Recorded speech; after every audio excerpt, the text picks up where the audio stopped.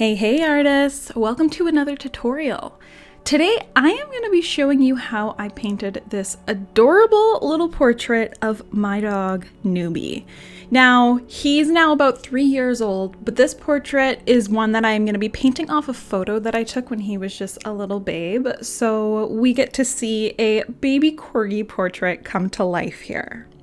Now, as usual, I'm painting with oils, but you can get the same effect with acrylics, though I highly recommend working with a slow drying medium. I worked exclusively with acrylics for years, and the slow drying medium was a total game changer. Now, if you're craving more help and want the full real-time tutorial complete with my voice walking you through every single moment, paint mixing recipes, reference photos, and more, I think you will love the Wildlife Painting Academy. New tutorials are added each month, and it truly is your secret weapon for learning how to paint realistic wildlife easily. You can check it out in the description of this video. So I first started with a nice detailed sketch right onto my canvas, and then I gave a dilute acrylic wash of brown over top, and this just made it easier for me to proceed in my painting so I wasn't struggling with that perfectly white background. Now, when it comes to pet portraits, the unique features of the pets are really important for us to pay attention to. So that is one of the reasons why I like to do a really detailed sketch beforehand, because we spend so much time with our pets, and especially if you are going to be doing a commission for someone or even just painting a picture, painting your own pet, it's really important that we get those unique features down. Otherwise, it doesn't really look like them. So I like to start with the eyes here, and to really lock in this sort of portrait, I'm starting off with a really small brush and getting those eyes into place so that I have that nice anchor point to be able to work the rest of my painting from. From there, I usually go to the next sort of important features of the face. So the nose is typically a pretty important one. And I just like to be able to anchor in those major features first before I jump into the rest of the painting.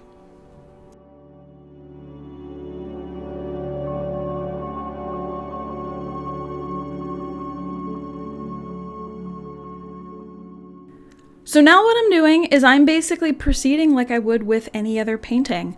I like to start by blocking in where those darkest parts are going to go. So we already have the eyes and the nose down. So now I'm just going in and placing in those darkest tones so that we're not going to have contrast issues down the road, and also just to give myself a nice map to work with. And now the fun begins. So I'm still going to be working with my darkest tones first. This is typically how I handle all of my paintings. I like to start with darkest and then work to lightest. So I'm keeping a close eye on my reference photo so that I can know where I'm going to be laying down those darker tones as we go. So my little corgi pup Nubi here, he has really beautiful red fur. He's got that corgi color to him. It's almost fox-like in color. So I'm basically going to be sticking with kind of those rusty colors here. So you can see a lot of warmth in those shadows. And then one thing I know is that I'm going to be able to really amp up these colors when I go in with my glazes at the end. So I'm not worrying too much about making him as bright and saturated as the end result will be at this phase. Mostly what I'm focusing on here is actually going to be the actual shape and structure, building out that form first, and then with our glazes, we can go and amp up those colors, we can add some more shadows, all that good stuff. So when I'm working on my underpainting, I find it really important to work with the largest brush possible, and there's a couple of reasons behind this. It helps you to paint faster, which is always nice, and it also prevents you from jumping into detail too quickly, because if you jump into detail too quickly, you're not going to be able to build up that solid foundation for your painting. You're going to actually risk kind of getting lost in the weeds, and what might happen is later on in your painting, you might take a look at it and realize, oh no, I've made a bunch of mistakes, there's a bunch of areas that I need to fix, and then you're going to have to go and paint over your hard work. I like to avoid that by being a little more intentional when I'm starting and focusing on the form, the structure, or values without getting lost in those details. And working with a really large brush typically helps me do that. So now I'm gonna go in and kind of roughly block in my background here. So because this is gonna be a portrait, I want the focus to be on my pup here. So I like to go a lot more rough with the background, so I'm not really putting in a detailed background whatsoever. I'm putting in hints to suggest that he's sitting in a sort of environment, but I'm not going into any detail. And I personally love to see some rough brushstrokes in the background because it just gives it such a gorgeous painterly feel. But that's definitely a personal preference. So if you want to go ahead and put in a full detailed background, then you do you, have at it.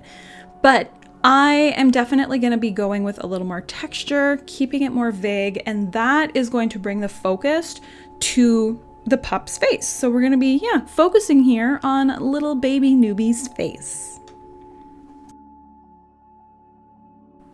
So now that I have a little bit of background sort of framing Nubi's face here, I'm going to go back and actually start to work on the face more.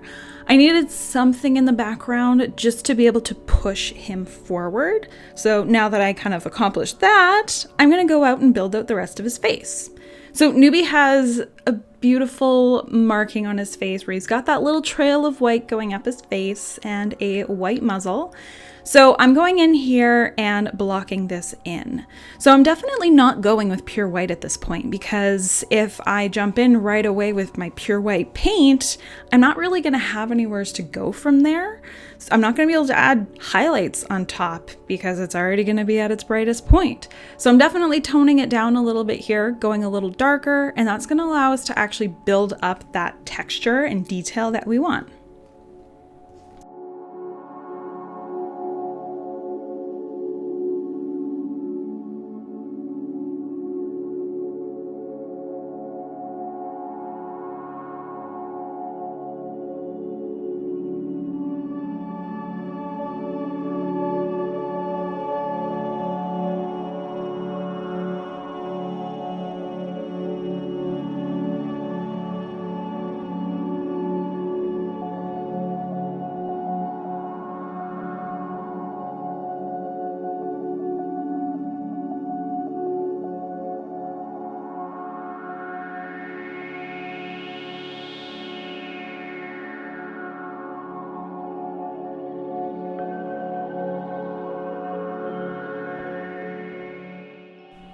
So there's some really beautiful cast shadows on his chest and his little stumpy arms.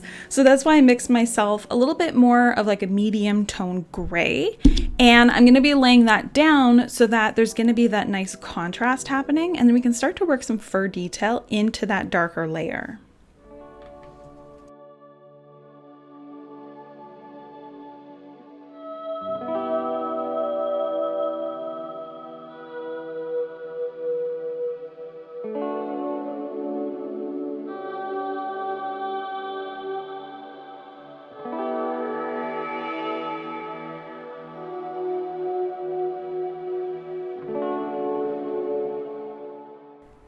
So now I'm going in with brighter paint now and starting to roughly sort of flesh out where the rest of his body is going to be.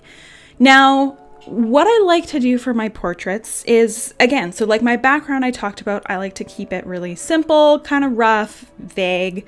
I'm not going with any particular detail in the background. And I sort of use that same philosophy when I'm painting the rest of a portrait. So I want the viewer of this painting to look at the most important parts first, and that's going to be the face. So typically the center line of the face, the eyes, the nose, and then from there, I want the eye to be able to travel a bit more. So that's why I like to put as much detail as possible into those important features of the face. And then as you get away from that, the textures are gonna get a lot more rough. There's gonna be more brush strokes, less detail. And I personally love this look. It gives it a fun textural look, and it also makes for a more harmonious viewing experience. So that's why you'll notice here, when I'm starting to work on his ears and his front paws, I'm not going to be putting a lot of detail here because I don't want that to be the first place where the viewer looks. I want the viewer to look at his adorable little face first, and then from there travel around the rest of the painting.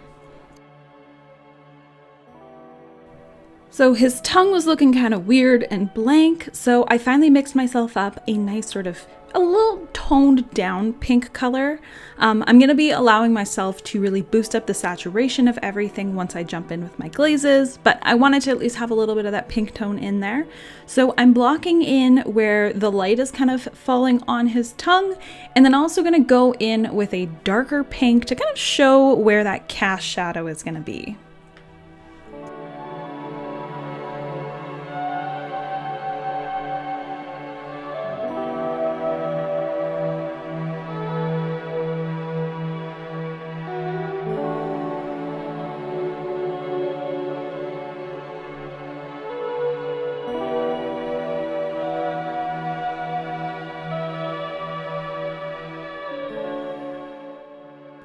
So now that I'm pretty happy with the portrait so far, I'm gonna go and do a little bit more work on the background.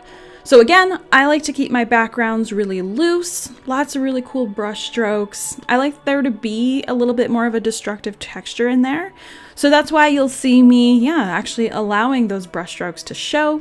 And I basically want there to be a hint of what's behind him so you can envision that Nubi is in an environment rather than just standing in front of one of those school photo style backdrops with like vague patterns behind it.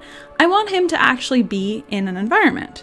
So I'm just keeping those brush strokes nice and loose. I'm starting with dark because I want it to really make him pop. And then I'm going to work in some other tones to be able to flesh out that background a little bit more.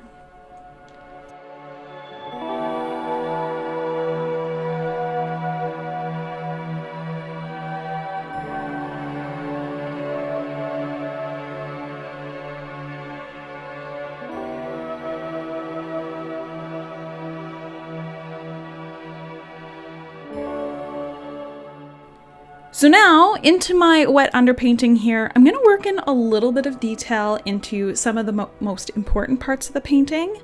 So I want there to be a bit of fur texture happening here. So I'm just going in with a bit of a smaller brush and just kind of flicking in some individual hairs.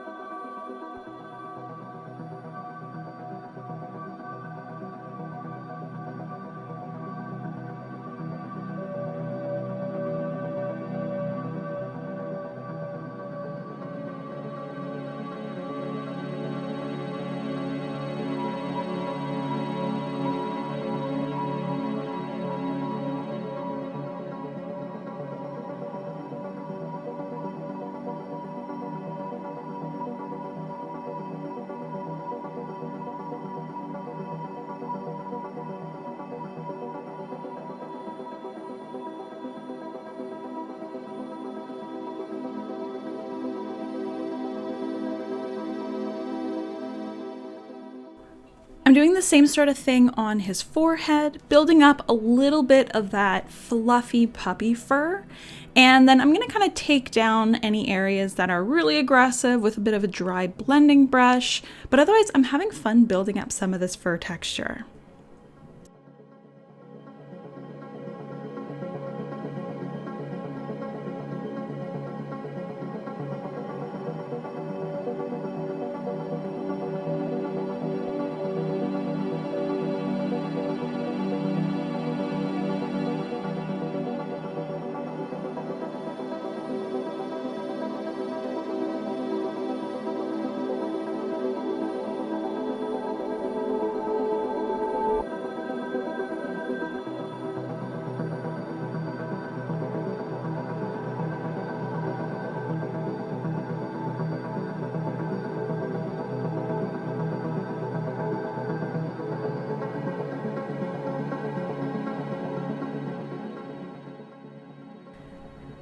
So I want to go in with some dark brown here and then start to build up a little bit more of that fur texture, mostly going in with the shadows here, but it's really going to help to start to build up the fact that this fur is layered and just give it a really nice realistic look.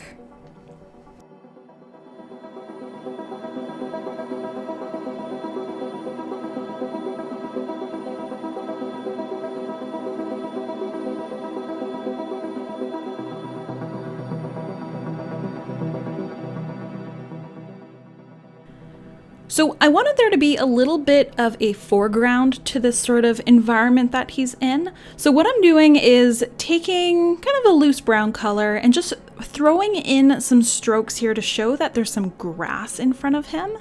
And that's going to really lock him into the fact that there's a 3D space happening around him. There's some grass that he's sitting in, but I'm keeping those brush strokes really loose and sort of impressionistic so that it doesn't distract from him.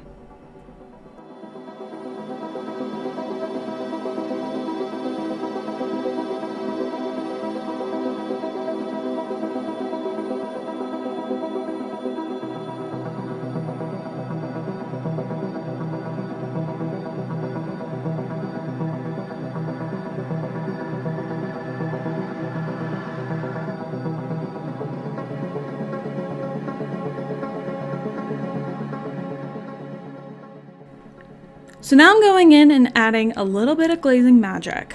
I really wanted to sort of amp up some of these cast shadows that are going to be happening here. So I let my painting dry completely, and now I mix myself up a nice sort of shadow glaze. It's pretty dark, but it's still got some really nice color happening, and that's going to make it a lot more dynamic. So I'm laying in this cast shadow basically underneath his face and on his chest.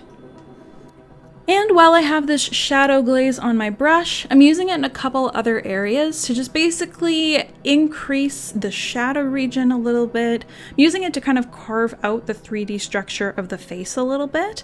And just basically wherever I think there needs to be a little more shadow, I'm going ahead and applying that shadow glaze. So now I'm actually going in with a glaze with burnt sienna. Now this is one of my favorite colors for glazing. It's beautiful and transparent. It's nice and rusty colored, so it's gonna add a really beautiful, powerful warmth to things. And I'm basically dialing up the saturation of that red fur that he has.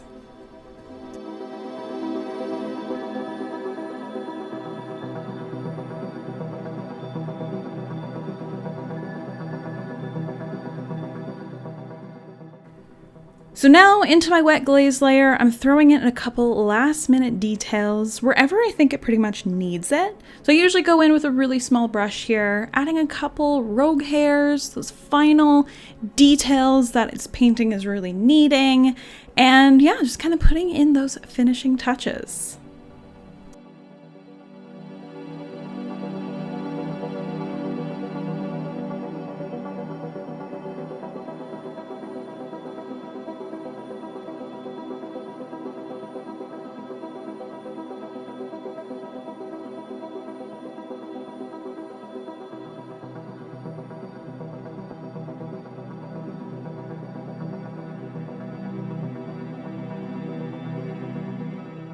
And we're done. Thank you so much for watching this tutorial on how I went about actually painting a portrait of a puppy.